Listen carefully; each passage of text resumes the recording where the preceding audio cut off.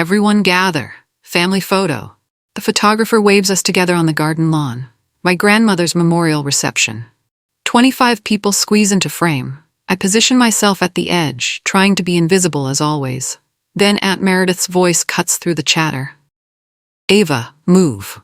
I freeze. You're in the shot. Move out of the picture. Your face is ruining the composition.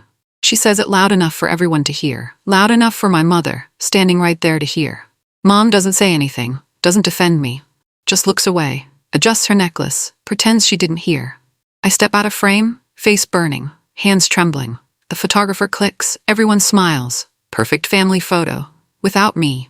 Cousin Vivienne giggles. Much better. Now we all fit. Laughter ripples through the group.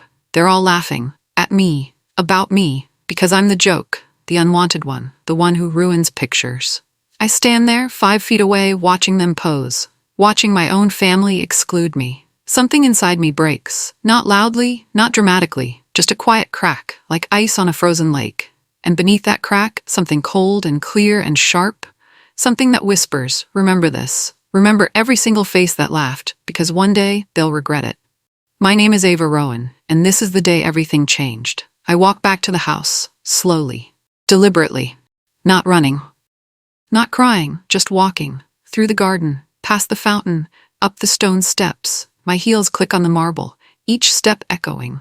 Inside I can still hear them, laughing, talking, celebrating my grandmother's life, while humiliating her granddaughter. The irony isn't lost on me. I reach the hallway, see my reflection in the gold-framed mirror. My face looks the same, but something in my eyes is different, harder. I always knew they didn't like me. Always knew I was the outsider. My mother married into the Rowan family. Aunt Meredith was born into it. Vivienne carries the name with pride. But me? I'm just the awkward stepdaughter. The one who doesn't quite fit. The one who's too quiet, too plain, too much of a reminder that my mother came from nothing. I've spent years trying to belong, trying to earn their acceptance, trying to be worthy of the Rowan name. But today, standing outside that photo, I realize something. I'll never be enough for them, not because of who I am, but because of who they need me to be. The inferior one, the comparison, the one who makes them look better. I clench my fists, my nails dig into my palms, and I make a decision. I'm done trying, done begging for scraps, done accepting their cruelty. From now on, I'm just gonna watch and wait. In my room, I check my phone. Notifications everywhere. Instagram, Facebook, the family posts. I open Instagram. There it is. The family photo. Posted by Vivienne. Caption, celebrating Grandma's beautiful life with the people she loved most. I zoom in. I'm not in it, obviously. But it's worse than that. I can see the edge of my dress in the corner. They cropped it, edited me out entirely. Like I was never there. 73 likes already. Comments pouring in. Beautiful family. She's smiling down on you all. The Rowans are such goals. I scroll through. Notice something. The comments are all from people I know. Family friends, distant relatives, people from the family group chat. Wait, what family group chat? I check my messages. Nothing. I search for group conversations, find one. Rowan family. But I'm not in it. I click on the info. 23 members. Everyone from today's photo, plus extended family. Everyone except me. I scroll through the messages. They go back months, coordinating holidays, sharing photos, planning events, making decisions. All without me. I was never invited, never included, never even told it existed.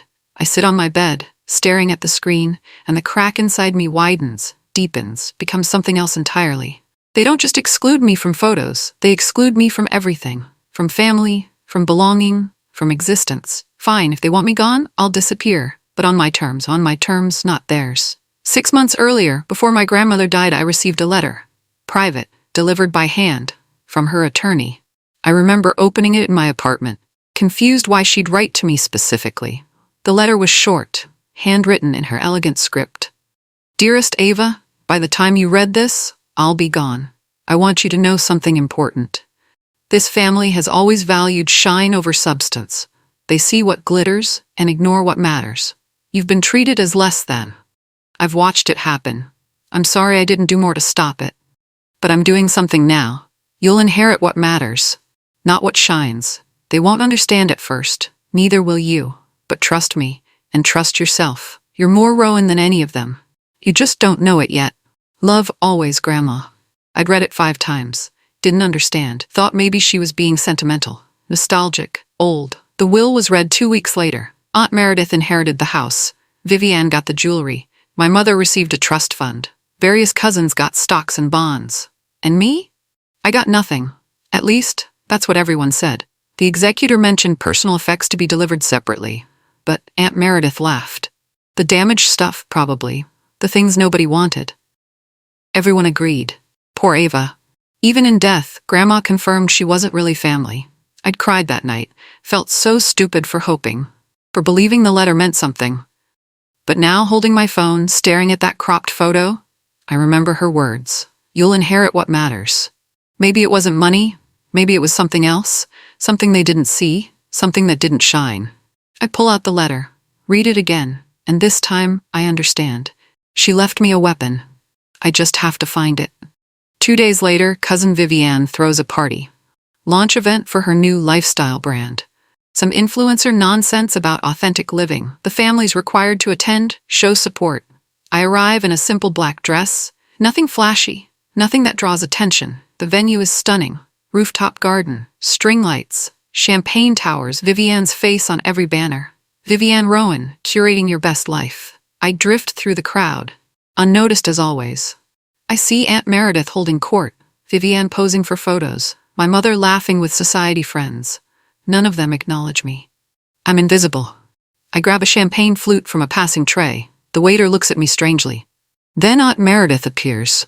Grabs his arm. Excuse me, no champagne for the help. She says it casually. Doesn't even look at me. Just assumes.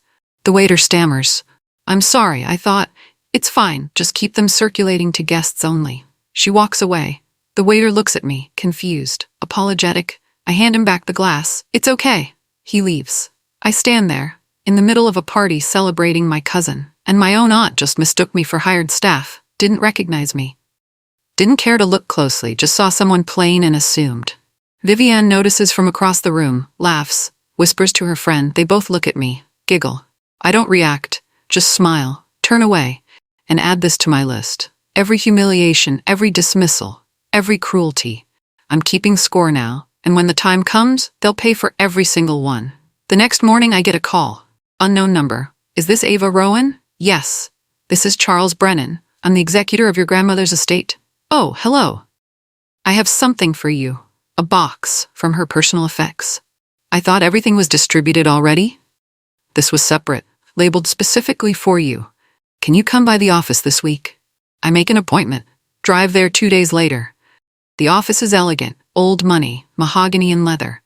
Charles greets me warmly, leads me to a conference room. On the table sits a large wooden box, dusty, old, worn. This was in your grandmother's attic. She left explicit instructions that it go to you and you alone. What's in it? I don't know. She sealed it years ago. He leaves me alone. I approach the box slowly, run my fingers over the wood, see my name carved into the top.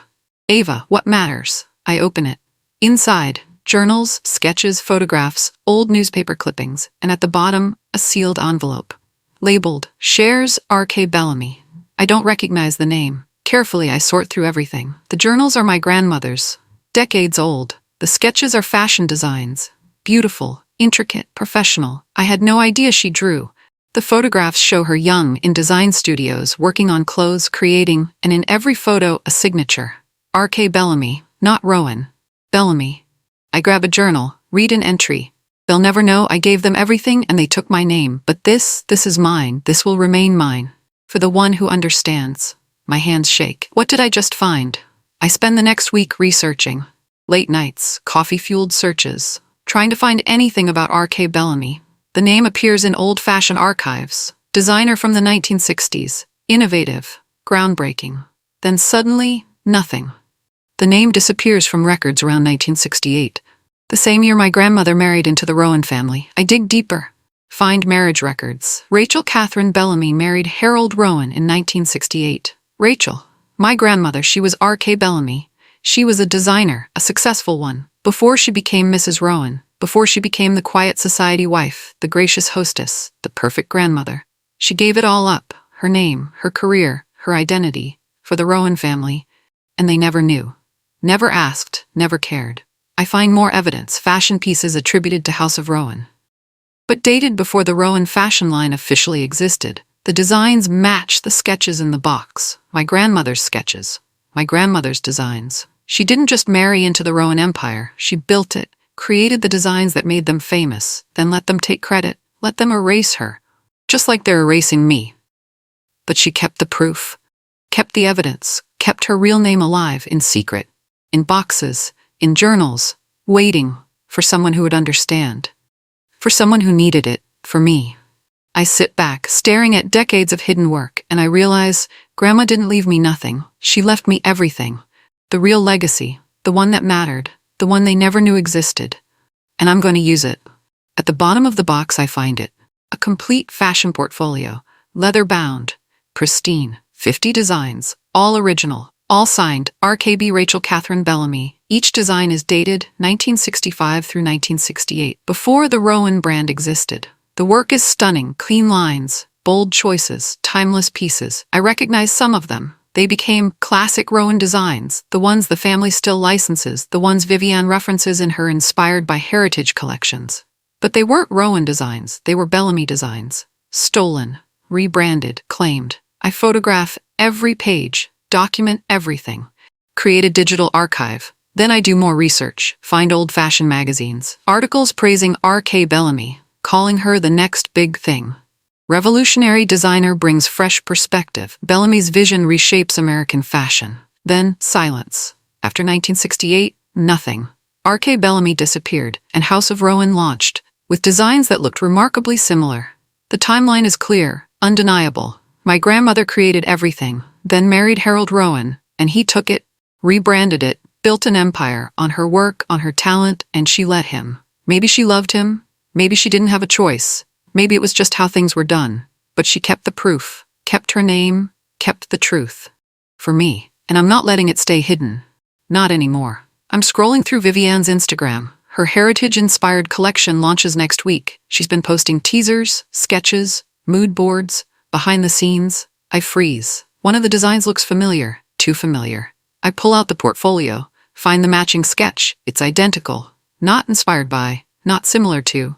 Identical, down to the button placement, the collar angle, the hem detail. I check another teaser, another match, and another. Vivienne's entire collection is stolen. From my grandmother's portfolio, from designs that were never made public, from the box in the attic. How did she get them? I think back. Remember, the estate sale. Aunt Meredith went through the attic, said it was all junk, said she was cleaning out the clutter. She must have found sketches, shared them with Vivienne. They had no idea what they were. No idea who created them. Just thought they were old family designs. Free for the taking. I screenshot everything. Create a side-by-side comparison. Vivienne's original designs next to Grandma's portfolio.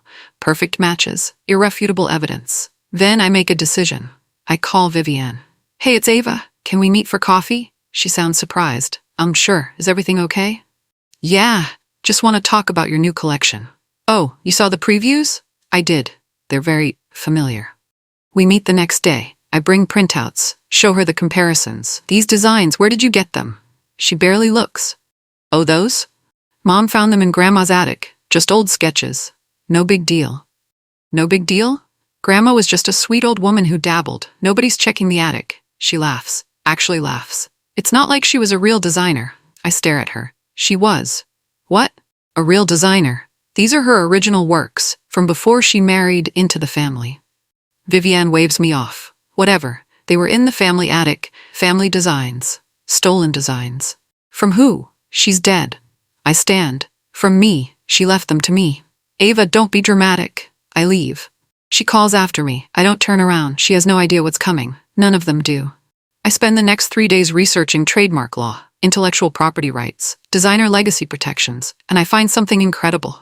The R.K. Bellamy trademark was registered in 1965, but it expired in 1975, never renewed, because Rachel Bellamy became Rachel Rowan. And the name died. But expired trademarks can be reclaimed, especially by legal heirs, especially with proof of original ownership. I have that proof, the journals, the sketches, the photographs, all documenting Rachel Catherine Bellamy as the original designer. I check the trademark database. R.K. Bellamy, available. Bellamy designs available. Even the original logo available. Nobody thought to check. Nobody remembered. Nobody cared. Except me. I screenshot everything. Document the availability, the legal pathways, the requirements. Then I start the application process. File for trademark renewal.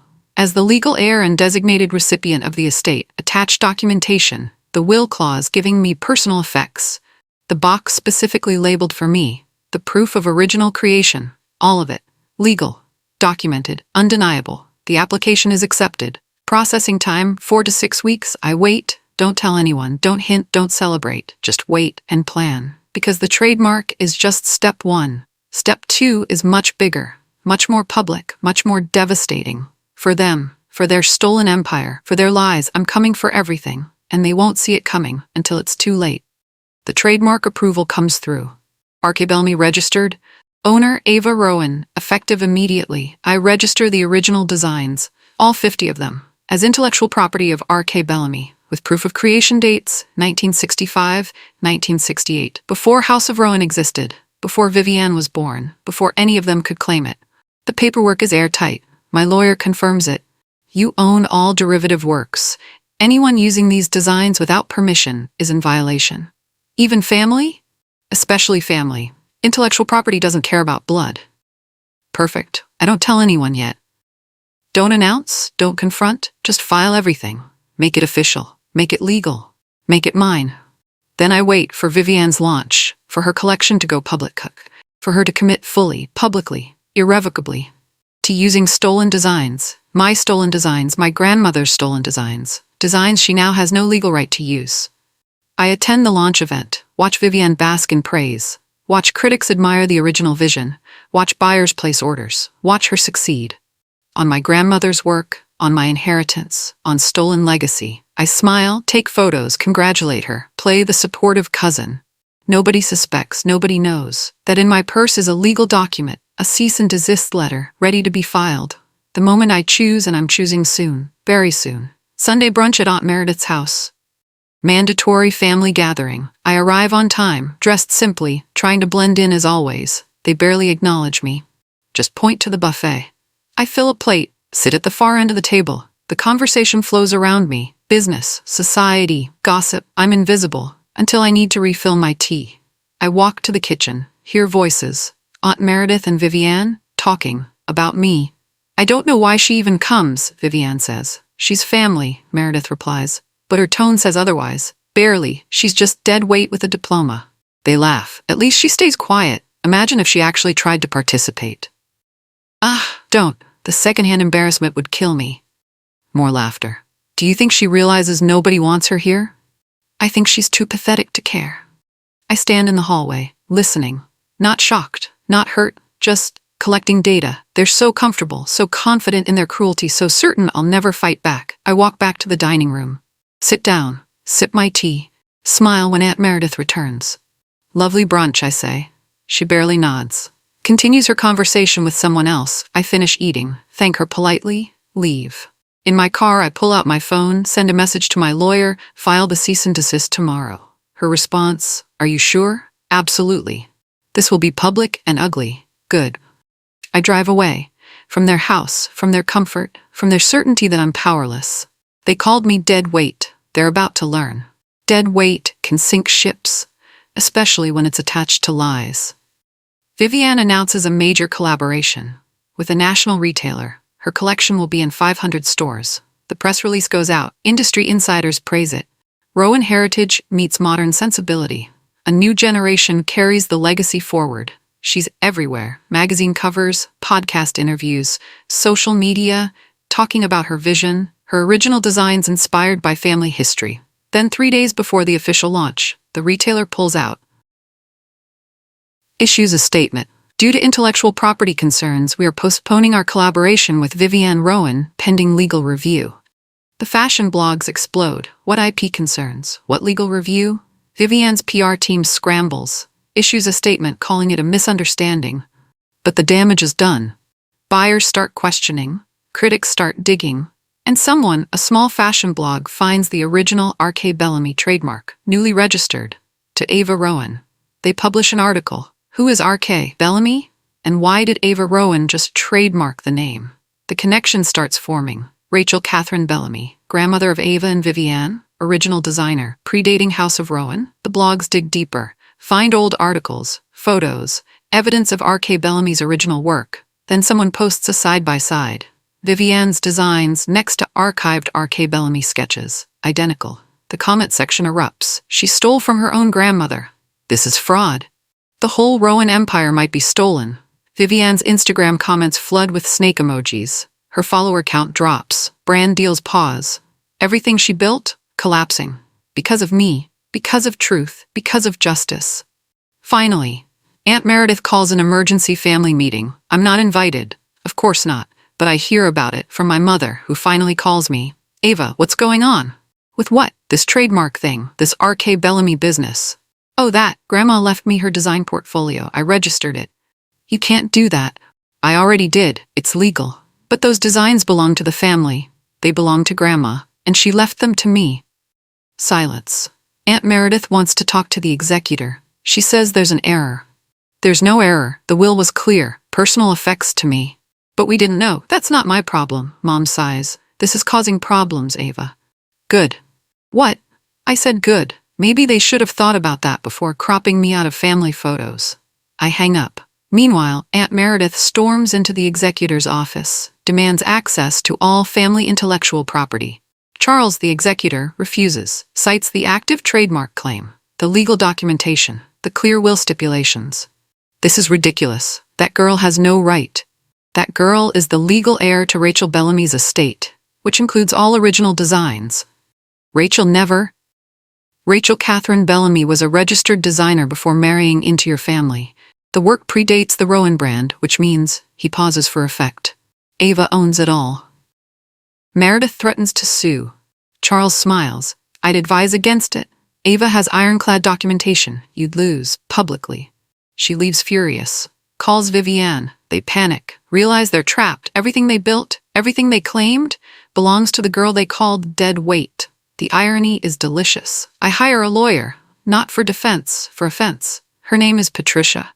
She specializes in intellectual property, fashion law, legacy protection. We meet in her sleek downtown office. I show her everything, the portfolio, the trademarks, the evidence. She studies it carefully, then smiles. This is airtight. You have full legal ownership. Can I stop them from using the designs? Not only can you stop them, you can demand compensation for past use. My heart races. How much past use? How long has the Rowan brand been operating? 50 years, she whistles. That's a lot of potential damages. We strategize, decide on a two-phase approach. Phase 1, public rebranding. Launch R.K. Bellamy as a modern label, using the original designs, telling Grandma's real story. Phase 2, legal action. Cease and desist to anyone using the designs, including Vivienne, including the main Rowan brand, including everyone. When do we start, I ask? How about now?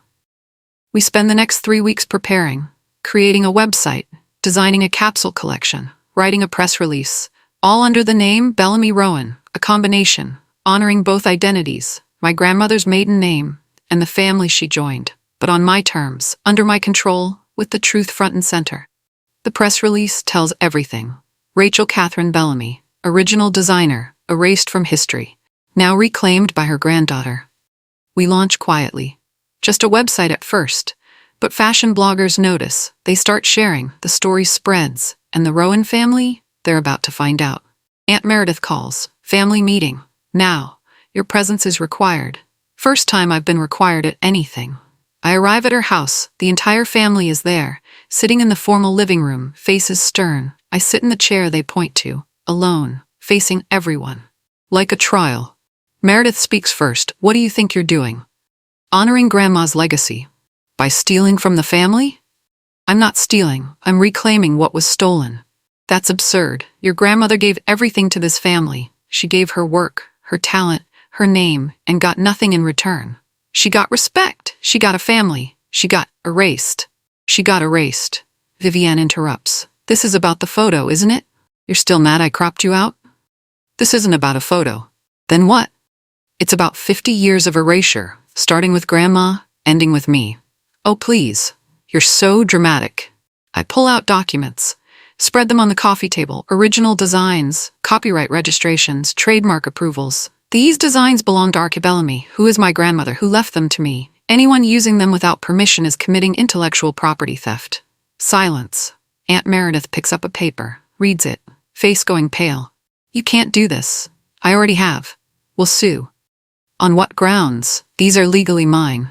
My lawyer Patricia appears in the doorway. Ladies and gentlemen, I'm Ava's legal counsel. Everything she's done is completely within her rights. Chaos erupts, shouting, accusations, threats. I sit calmly, watching. This is what I wanted, their perfect world, crumbling, because of the girl they tried to erase. I leave the meeting, drive straight to a coffee shop, open my laptop, write an email to a fashion blogger I've been following, small but respected, known for investigative pieces. Subject: the real story behind House of Rowan. I attach everything: the timeline, the evidence, the designs, photos of young Rachel Bellamy, documents showing the trademark theft, proof that every Rowan original was actually a Bellamy creation. I explain how my grandmother's work was stolen, how her name was erased, how the family built an empire on her talent, then denied her existence, and now, how they're doing the same to me. I hit send. The blogger responds within an hour. This is explosive. Can I publish? Yes, but fact-check everything first. Already on it. 2 days later, the article goes live. The Stolen Legacy of R.K. Bellamy, How the Rowan Family Built an Empire on One Woman's Erased Genius.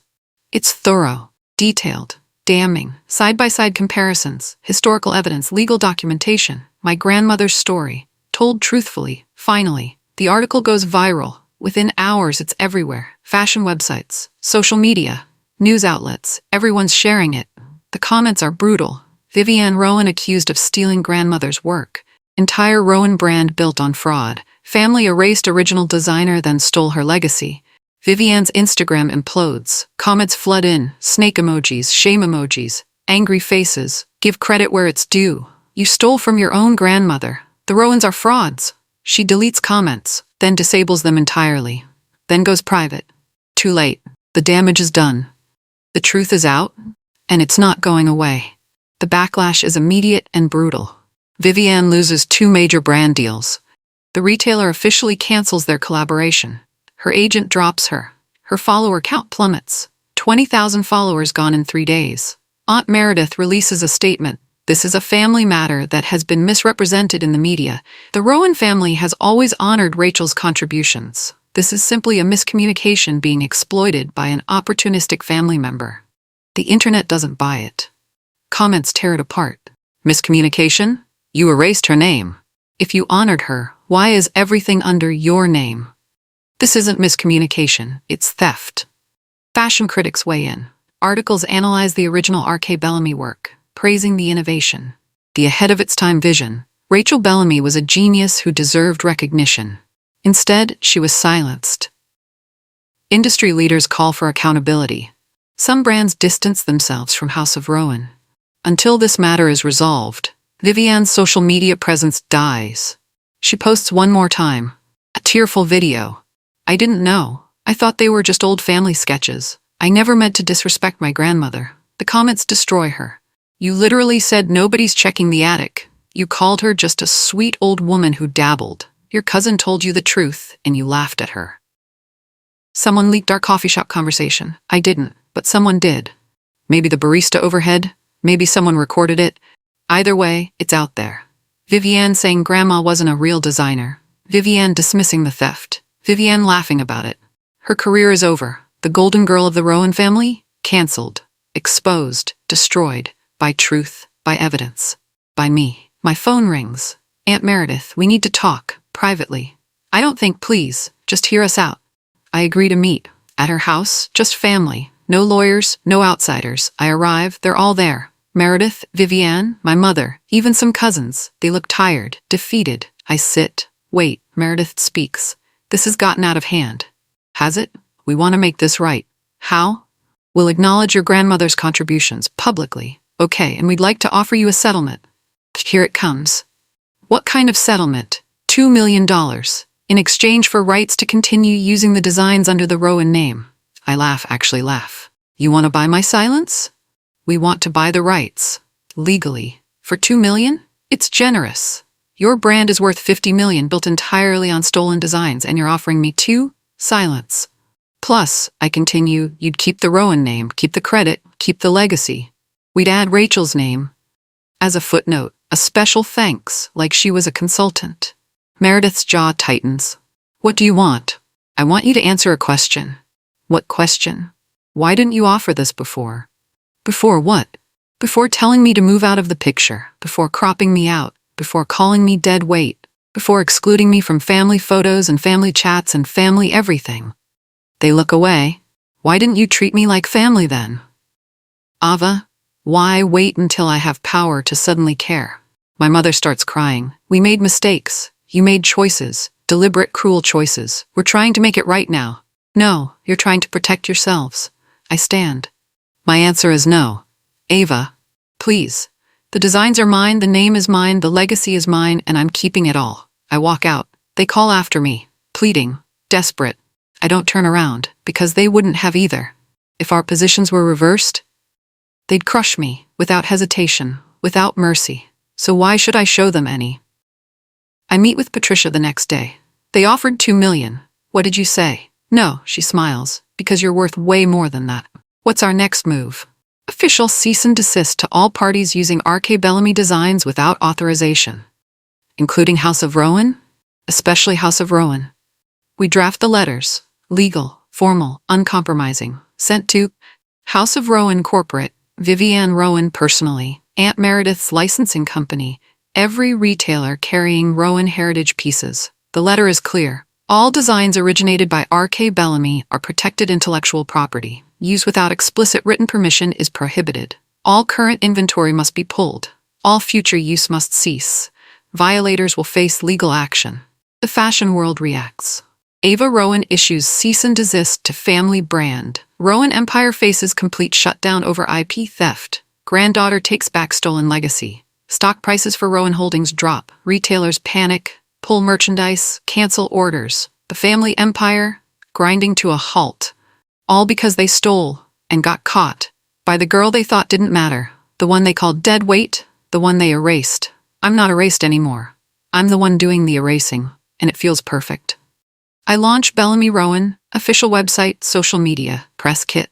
The collection is small but perfect. 10 pieces from Grandma's original portfolio, updated with modern fabrics, sustainable production, fair wages, everything the old Rowan brand wasn't. The website tells the full story. Rachel Catherine Bellamy, designer, innovator, erased artist, now reclaimed by her granddaughter. This is for every woman whose work was stolen, whose name was forgotten, whose legacy was erased. The response is overwhelming. Pre-orders sell out in hours. Press requests flood in. I do select interviews, tell Grandma's story, show the original sketches, explain the theft, the erasure, the reclamation. This isn't about revenge, it's about truth. My grandmother deserves to be remembered for who she really was. Fashion critics praise the collection, a masterclass in honoring legacy while pushing forward. Bellamy Rowan proves good design is timeless. This is how you revive a heritage brand, with honesty. The orders keep coming. Boutiques, online retailers, private buyers. Everyone wants a piece of the story, of the truth, of justice. Within 3 months, Bellamy Rowan is profitable. Within 6 months, we're expanding. A full collection, a flagship store, international shipping. I hire designers who respect the legacy, pay them fairly, credit them fully, everything Grandma never got. I'm building an empire, the right way, on truth, not theft, on honoring women's work, not erasing it, and every piece sold, a reminder to the Rowan family of what they lost when they tried to erase me. My mother calls, crying, Ava, please, can we talk? I hesitate, then agree. We meet at a coffee shop, neutral ground. She looks older, tired. I'm sorry, she says immediately. For what specifically? For not defending you. At the photo. At the meetings. For years. Okay? I should have stood up for you. I should have protected you. Yes, you should have. I was scared. Of losing them. Of being an outsider again. So you let them make me the outsider instead? She nods, tears streaming. I was wrong. I see that now. I'm so sorry. I sip my coffee, studying her. I needed you then, Mom, when they were hurting me, when they were excluding me, when they were destroying me piece by piece. I know, but you stayed silent. You chose them over me. I was trying to keep the peace. You were trying to keep your position? Your status, your place in the family. She looks down, knowing I'm right. I'm sorry, Ava, truly. Can you forgive me? I think about it. Really think about it. Can I forgive her? Maybe. Eventually. But not yet. I don't know, Mom. I needed you then. Not now. What does that mean? It means I had to save myself. I had to fight alone. And I won. Without you. So where does that leave us? I don't know yet. But I know this. I'm not the same person who needed your protection. Who are you now? I smile. I'm the woman Grandma knew I'd become. The one who doesn't need permission to exist. I'm proud of you. I don't need you to be. The words hang between us. Truth. Finally, I finish my coffee. Stand. Maybe someday we'll have a real relationship, but it'll be on my terms, not theirs. I leave. She sits alone, realizing she lost me, not to the family, but to her own silence. 6 months later, I receive an invitation. Official, embossed, estate auction, Rowan Family Holdings. The family is liquidating, assets tied to the stolen IP, inventory, licensing deals, trademark rights, all being sold off to pay legal settlements, to cover losses, to survive. The auction is public. I decide to attend. Patricia comes with me. You don't have to go, she says. I know, but I want to. The auction house is elegant, old money venue. The crowd is fashion insiders, bargain hunters, competitors. I sit in the back, wearing a simple black dress, watching. Aunt Meredith arrives, face tight, posture rigid. She sees me, looks away quickly. Vivienne is there too, sunglasses inside, trying to hide. She doesn't look at me at all. The auction begins, item after item, vintage Rowan pieces, manufacturing equipment, design archives, all the physical remnants of the empire, being sold to strangers, piece by piece. I don't bid on anything, don't need to. I already own what matters. The truth, the legacy, the name. They can have the scraps, the physical objects, the empty symbols. I have the soul of it, the real legacy, the one that matters. As the auction continues, I notice Aunt Meredith watching me. Our eyes meet. She looks away first. Defeated, diminished, erased. Just like she tried to erase me. Perfect symmetry, perfect justice. I stay until the end, watch the last item sell, then leave, never looking back. 1 week later, there's a fashion gala, industry awards, legacy recognition. Bellamy Rowan is nominated, Breakthrough Heritage Brand of the Year. I'm invited to attend, expected to present if we win. I spend weeks choosing what to wear, finally decide. One of Grandma's original designs, from the portfolio. The red dress, 1967 original. I have it recreated exactly. Same cut, same fabric, same details. When I put it on, I look in the mirror.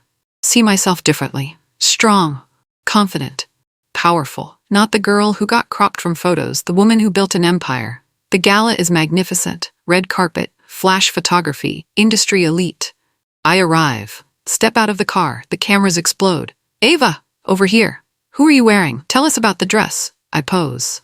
Smile. This is an original R.K. Bellamy design from 1967, created by my grandmother, Rachel Catherine Bellamy. The press goes wild, capturing every angle. The story writes itself. Ava Rowan wears grandmother's design to reclaim fashion legacy. The dress that started it all. From erase to icon, the R.K. Bellamy revival. Inside, people stop and stare. Whisper. Point. I walk through like I own the place.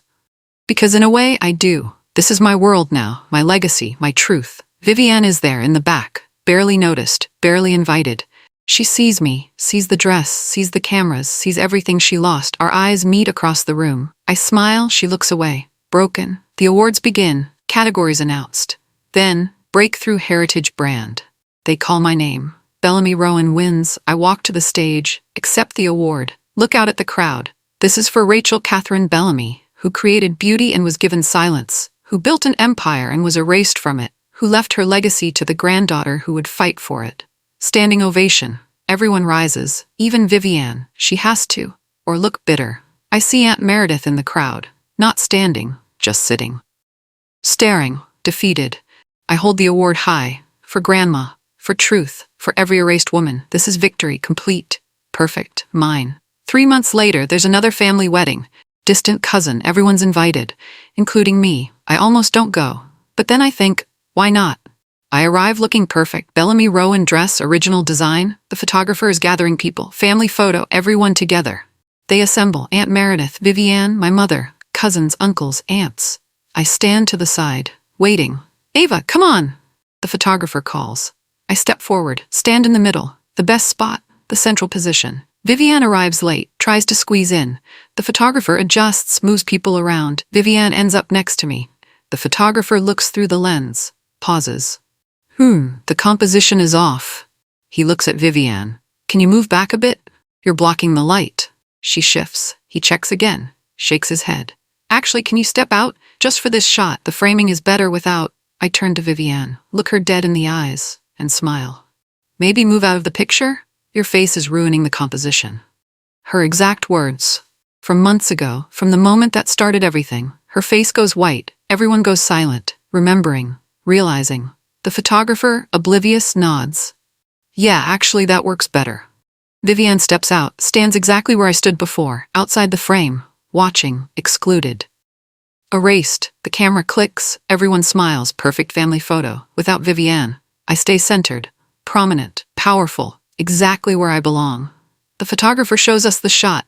Beautiful. Got it. Everyone disperses. Vivian stands alone. I walk past her, pause, lean in, whisper. Now you know how it feels. Then I walk away, head high, confident, free, because I'm not the girl who gets erased anymore. I'm the woman who does the erasing. And this is just the beginning.